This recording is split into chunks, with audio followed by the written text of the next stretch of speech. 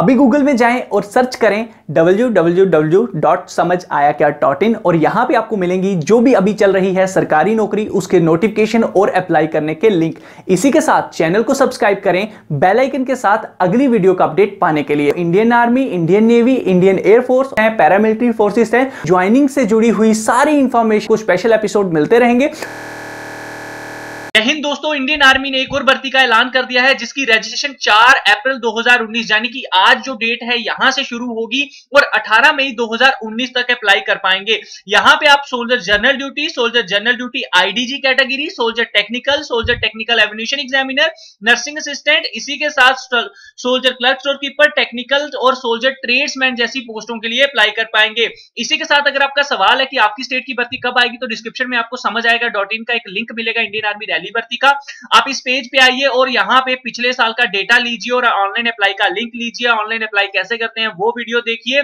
तो यहाँ पे ये जो डेटा दिया गया है ये पिछले साल का और इस साल की जो अभी भर्तियां चल रही हैं वो आपको मिल जाएंगी। तो दोस्तों पिछले साल की डेट आप देख लीजिएगा कि पिछले साल आपकी स्टेट में भर्ती कब आई थी। अगर नवंबर में आई थी तो भैया अगस्त में भी आ सकती है, फिर 1-2 महीना आगे पीछे या उसी एग्जैक्ट डेट को आ जाती है। तो ठीक है, तो ये डेटा आपके लिए काफी हेल्पफुल होगा, जरूर विजिट कीजिए, लिंक वीडियो के डिस्क्रिप्शन में।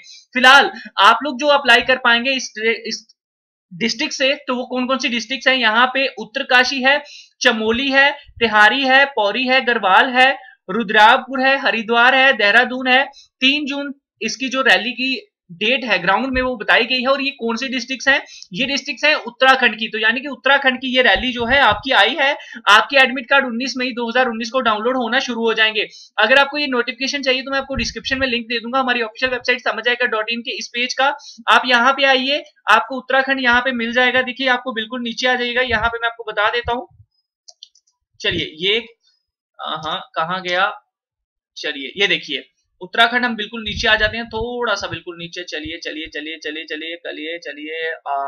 देखिए काफी सारी स्टेट्स हैं। तो ये देखिए यहाँ पे अगर आप नीचे आएंगे तो यहाँ पे आपको मिल जाएगा उत्तराखंड की नोटिफिकेशन, यहाँ पे क्लिक कर लीजिएगा। ठीक है, तो चलिए अभी हम जान लेते हैं पूरी की पूरी क्वालिफिकेशन। देखिए सोल्जर जनरल ड्यूटी के लिए आप जानते हैं 17.5 साल से लेके 21 साल तक ही आपका जन्म होना चाहिए। 1 अक्टूबर 1998 से लेके 1 अप्रैल 2002 के बीच में आप अप्लाई कर पाएंगे। हाइट रखी गई है 163, वेट रखा गया है 48, आपकी चेस्ट 77 बिना फैलाने के बाद 5 सेंटीमीटर फूलनी चाहिए। आपकी क्वालिफिकेशन 10वीं पास होना जरूरी है।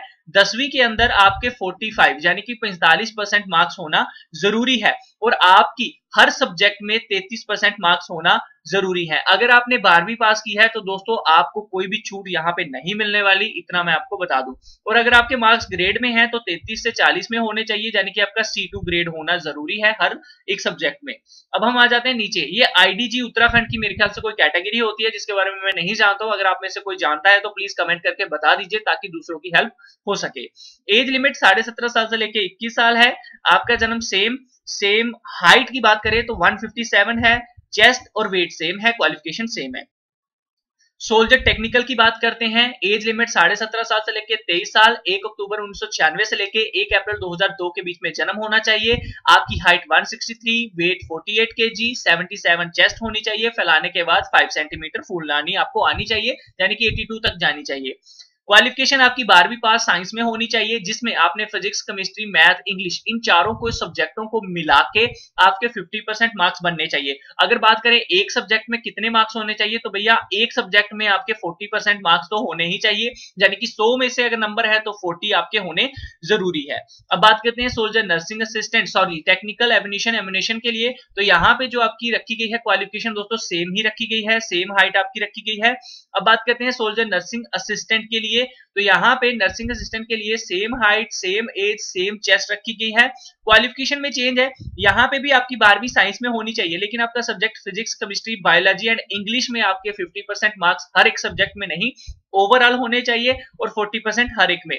Soldier clerk, store keeper, technical inventory management के लिए सेम सारा कुछ है। सिर्फ यहाँ पे आपको जो चेंज मिलेगा, हाइट में चेंज मिलेगा 162, क्वालिफिकेशन में चेंज मिलेगा, जो कि आपकी 12वीं पास रखी गई है। किसी भी स्ट्रीम में आर्ट्स, कॉमर्स, साइंस में चल जाएगी, लेकिन 60% मार्क्स होना जरूरी है और सभी सब्जेक्टों में 50-50-50, यानी कि अगर 100 में से है तो 50-50 होना जरूरी है। और इसी के साथ आपने इंग्लिश में और मैथ में, याद रखिए इंग्लिश आपने पढ़ी होनी चाहिए 12वीं में, ये तो कंपलसरी है। इसके अलावा या तो मैथ या तो अकाउंट या तो बुक कीपिंग। ये तीनों में से एक सब्जेक्ट आपने पढ़ा होना चाहिए और इन दोनों में आपके 50-50 मार्क्स होने चाहिए। ओवरऑल ले लीजिए या 50-50 कह लीजिए, ठीक है। Soldier, tradesman, all arm, 10th पास, सेम एज रखी गई है, सेम आपकी हाइट है, सेम सारा कुछ है, 163। क्लास सिर्फ 10वीं पास आप होने चाहिए और बस आपके हर एक सब्जेक्ट में 33% होना जरूरी है। सोल्जर, ट्रेड्समैन में भी एज लिमिट सेम है, हाइट सेम है, चेस्ट सेम है, बस आप इसमें 8वीं पास होने चाहिए और हर सब्जेक्ट में 33% मार्क्स होना जरूरी है, ठीक है। अब हम यहाँ पे बात कर लेते हैं स्पेशल इंस्ट्रक्शन जो कि आपको मिलती है विडो रिलैक्सेशन। इसके लिए हमने स्पेशल वीडियो बनाई हुई है, प्लीज आप देख लीजिए, आपको तीनों वीडियोस मिल जाएंगी। अगर आप और भी किसी स्टेट से हैं तो आप हाइट चेस्ट देखना चाहें तो देख सकते हैं। अब हम यहाँ पे बात कर लेते हैं फिजिकल फिटनेस टेस्ट की। देखिए, आपका ग्रुप 1 बनता है जिसमें 5 मिनट से 30 सेकंड के बीच में बच्चों को उठाया जाता है। मैं आपको बताना चाहूंगा, बच्चे 5, 10, 5, 20, 4, 90 तक भी अपनी जो रनिंग है वो कंप्लीट कर लेते हैं। तो आप अपना स्टेमिना 5 मिनट का बना के रखिए। अगर आप इस टाइम फ्रेम में 5 मिनट 30 सेकंड के अंदर करते हैं तो 60 मार्क्स मिलते हैं। वहीं दूसरी तरफ 5 मिनट 31 सेकंड के अंदर करोगे और ऊपर चले जाओगे 45 सेकंड तक तो फिर आपको मिलेंगे 48 मार्क्स, ठीक है।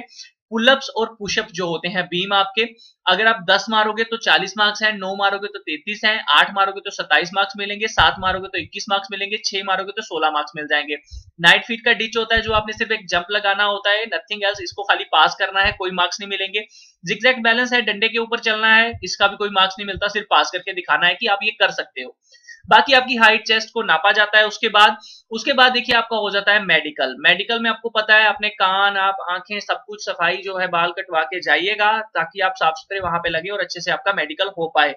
रिटन टेस्ट होता है लास्ट में आपका और इसके बाद दोस्तों आपकी बन जाती है मेरिट और मिल जाती है नौकरी। अगर बात करें रैली में कौन कौन से डॉक्यूमेंट लेके जाने हैं तो ये जानना भी जरूरी है। तो सबसे पहले जरूरी होता है एडमिट कार्ड जो कि आपका 19 मई से आना शुरू हो जाएगा। उसके बाद आपने 20 कॉपीज लेके जानी है, फोटोग्राफ जो कि आपको रैली में जरूरी होती है, जो कि कोशिश करिएगा आपका बैकग्राउंड जो है व्हाइट बैकग्राउंड के साथ हो तो वो अच्छा है और ज्यादा पुरानी ना हो, 1 महीना पुरानी चल जाएगी। एजुकेशन सर्टिफिकेट में आप डिप्लोमा सर्टिफिकेट जो भी एजुकेशन से रिलेटेड है वो सारा लेके जाइए तो बड़ी अच्छी बात है। मार्कशीट, ठीक है। बर्थ सर्टिफिकेट भी हमारा मार्कशीट ही 10th की चल जाती है। डोमिसाइल सर्टिफिकेट बनवा लीजिए, एसडीएम डिस्ट्रिक्ट मजिस्ट्रेट का चल जाएगा, जिसका भी आपके एरिया में बनता है वो चल जाएगा। सरपंच बनाता है तो सरपंच का चल जाएगा, लेकिन कोशिश कीजिए एसडीएम डिस्ट्रिक्ट मजिस्ट्रेट का बने तो वो अच्छा है। कास्ट सर्टिफिकेट सबके लिए नहीं होता है, ये जिनके पास है वही लेके जाएंगे जो एससी एसटी कैटेगरी से होते हैं। रिलीजन सर्टिफिकेट अगर किसी के पास है तो बनवा के ले जाए, अगर किसी की कास्ट सर्टिफिकेट पे उसका रिलीजन मेंशन नहीं है, लेकिन ये सबके लिए नहीं है।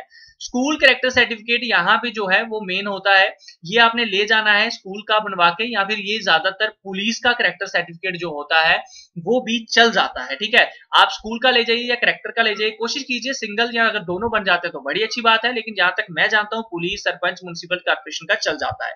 अनमैरिड सर्टिफिकेट उनको लेके जाना है जो 21 साल से कम है और विद इन 6 मंथ आपने बनवाया होना चाहिए, ये नहीं हो कि पहले से बनवाया हो।